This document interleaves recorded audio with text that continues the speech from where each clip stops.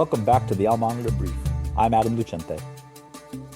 In this episode, I spoke to Al Monitor's chief business correspondent, Jack Dutton, about his observations from the World Economic Forum in Davos. He joined us from Switzerland to go over the main happenings there, including the reception President Donald Trump's Board of Peace for Gaza got, how the negotiations over Greenland affected the mood in Davos, Saudi Arabia's efforts to court mining investment, the Middle East leaders who were notably not in attendance, and much more. Hope you enjoy. Jack, welcome back to the Al Monitor Brief. Great to be back on, Adam. Yeah, thanks for joining us from Switzerland. Take us there to the World Economic Forum in Davos. What were some of your observations, and what stood out to you related to the Middle East or otherwise?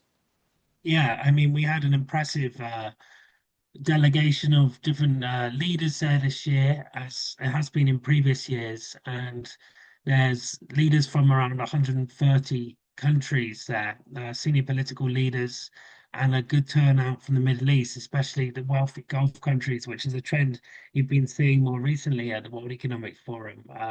For instance, Saudi Arabia have even kind of collaborated with the World Economic Forum to host regional events now in the kingdom. So there was a good turnout from the Gulf countries like Saudi Arabia and the UAE and Bahrain. But what stood out for me with the Middle East actually were the major figures who were meant to be there, the senior political figures who actually didn't end up attending. So the first example I think of is Ahmed al-Shara, the Syrian president. It would have been a historic visit for him. Uh, it would have been the first Syrian president to ever attend the World Economic Forum since it was founded, and it would have been a chance for him to pitch the economic opportunities in the country post-war and post the fall of Assad. However, he didn't attend. As he faces a lot of problems at home, including unrest in the semi-autonomous Kurdish territory in northeastern Syria, Rojava.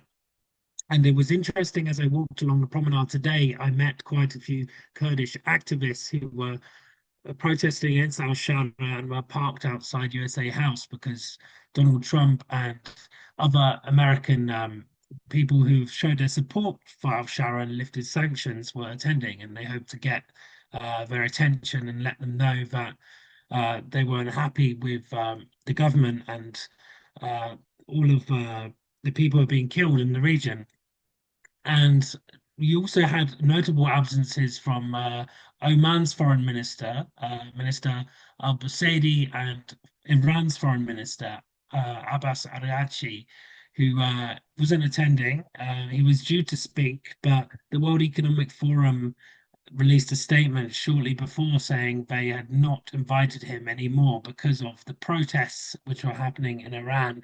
And there's human rights organizations which estimate that over 4,000 people have been killed in the protest by the Iranian brutal crackdown by the Iranian government. And the protests have been some of the largest we've seen in years against the regime of Ayatollah Ali Khamenei. And Abbas Araghchi actually was quite upset not to be invited and actually commented on it and said the WEF actually are very hypocritical because they invited Israeli President Isaac Herzog, who spoke today actually. And he said, well, it's hypocritical because Israel is responsible for a genocide of 71,000, more than 71,000 Palestinians since the war between Israel and Hamas broke out in October 2023. So that was quite interesting. And there was a lot of other issues, mainly pertaining to the kind of Atlantic, European transatlantic relationship with the US and Greenland, which overshadows some of the Middle Eastern issues. But there was a lot of talk still on the economic successes of some of the more wealthy countries in key sectors, be that minerals and AI and digitalization and tourism. Yeah, speaking of Greenland, I want to jump to that quickly before we get back to some of those other points. I mean, how much did Greenland dominate the discussion at this year's forum? And did you get the sense that that issue was maybe diverting attention from some of these other subjects? Yeah, I really did actually. So Donald J. Trump attended Davos this year, and it was the first time he attended in person since his first presidency. And last year he beamed in via video only a few days after his inauguration to threaten tariffs and everyone and other severe economic measures on countries which did not try and right what he saw as trade wrongs with America. And this year, yeah, everyone I was speaking to were talking about Trump and Greenland, and Trump has made a lot of, as we know, he's made kind of threats about having to use having to use military force if necessary to take Greenland. He sees it as strategic. So in his speech at Davos yesterday, Donald Trump actually backed down from his threat to take Greenland by military force, but he said he could do that if he wanted to, but he wasn't going to do that, and he called for negotiations to begin with NATO and other relevant countries like Denmark to begin to actually look at American owning Greenland. And only a couple of hours later, he met Mark Rutte, who's the head of NATO, and it was a very tense meeting. And a lot of reporters, including myself, were watching after to see what he would say. And then he came out and said he'd agreed a framework with Greenland. And one reporter asked him, "Does it mean that the US will be owning Greenland?" And he didn't respond to that, indicating that the framework is not seeing the US take control of Greenland from Denmark, but would perhaps control small swathes of Greenland. Yeah, as a result, I really feel it has uh, it has overshadowed matters pertaining to the Middle East. It's hard to believe that even it was only 2 or 3 weeks ago we saw President Maduro elected by the US government, and people no longer seem to be talking about that. So it seems to be the issue of the day, but who knows what the issue will be next week with the Trump administration. Staying on the Trump administration, I'm going to play a clip now that you actually took from Davos for the listeners and then ask you about it. This is President Trump talking about his Gaza Board of Peace. Working it right now. They're working the details of the deal, but it's what's called an infinite deal. It's forever. About Russia trying to come and take over Greenland? If you're worried that Putin would do something like that, why invite him to join your board of peace? Because we want everybody. We want all nations. We want all nations where people have control, people have power. We're never going to have a problem. This is the greatest board ever assembled, and everybody wants to be on it. But yeah, I have some controversial people on it, but these are people that get the job done. These are people that have tremendous influence. But all babies on the board, it wouldn't be very much. So he was invited. He's accepted. Many people have accepted. I don't know of anybody that hasn't accepted. But it's going to be great. I think the Board of Peace will be the most prestigious board ever, and it's going to get a lot of work done that the United Nations should have done. And we'll work with the United Nations, but the Board of Peace is going to be special. We're going to have peace. It started off with Gaza, the Middle East. We've got peace in the Middle East, tremendous peace in the Middle East. Nobody thought that was possible. And that happened by taking out the Iran nuclear threat. Without that, it could have never happened. But the board is going to be, I think, really fantastic. And I think it'll be the most prestigious board of any board ever in world history. Thank you very much. Mr. President. Okay, so Jack, so having heard that for the second time now, how do you think the Board of Peace was received by the participants in Davos? And what does that indicate perhaps about how the international community is looking at this board? Yeah, I mean, it was an interesting affair because when I think about the Board of Peace and I kind of compare it to Trump's recent ceremony in Sharm el-Sheikh to announce the ceasefire in Gaza, and that was quite showy in typical Trump fashion. Wanted a lot of reporting around it, and it was a lot of political theatre, really. And the event today seemed that way, but actually they didn't invite media, and it was a closed-off event. However, you can see footage and photos. And it's quite a motley crew of different countries which have signed on to this Board of Peace. I mean, it ranges from regional allies like Qatar and Saudi Arabia, and you had Hakan Fidan, the foreign minister of Turkey, also there, and also the special envoy to the US for the UAE, Khalifa Al Mubarak, there as well. And you also had Pakistan, Kosovo, Kazakhstan join, and Hungary, which is obviously a NATO member and European country, but it's more kind of right wing aligned. And Trump obviously admires Viktor Orban too. And you had Javier Milei, which is the kind of right wing Argentine president as well, who Trump also has cordial ties with. However, we saw a lot of absence from some of the big European powers, like France, for instance. Emmanuel Macron's office saying they're not going to join the board. And in response, Donald Trump threatened 200% tariffs on French wine and champagne. So we saw that. And Yvette Cooper, the Foreign Secretary of the UK, basically said they had concerns about Vladimir Putin being invited to the Board of Peace, given the Ukraine war and the role Russia is playing in that. And you've also seen other European countries like Belgium, Sweden, Norway, Slovenia, who have not joined, and Germany and Italy too. Giorgia Meloni, the Prime Minister, said that we need more time, but my position certainly remains one of openness. And I guess there's a bit of skepticism, especially from Europe, about the purpose of this board. Some people would say it undermines the work of the UN. However, because it's forming another peace board, and it seems like the intentions could be for more than just Gaza and more of a long-term thing, because Donald Trump is charging $1 billion for each member for a 3-year term.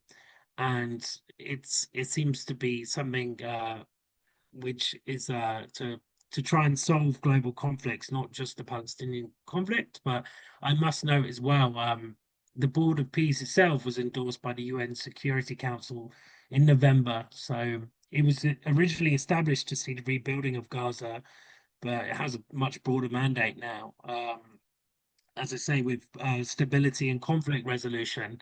But we've got to look at this as well and not forget that actually, yes, you might have a load of countries joining this Board of Peace, but it's a different situation on the ground in Gaza. It's the second phase of the ceasefire still.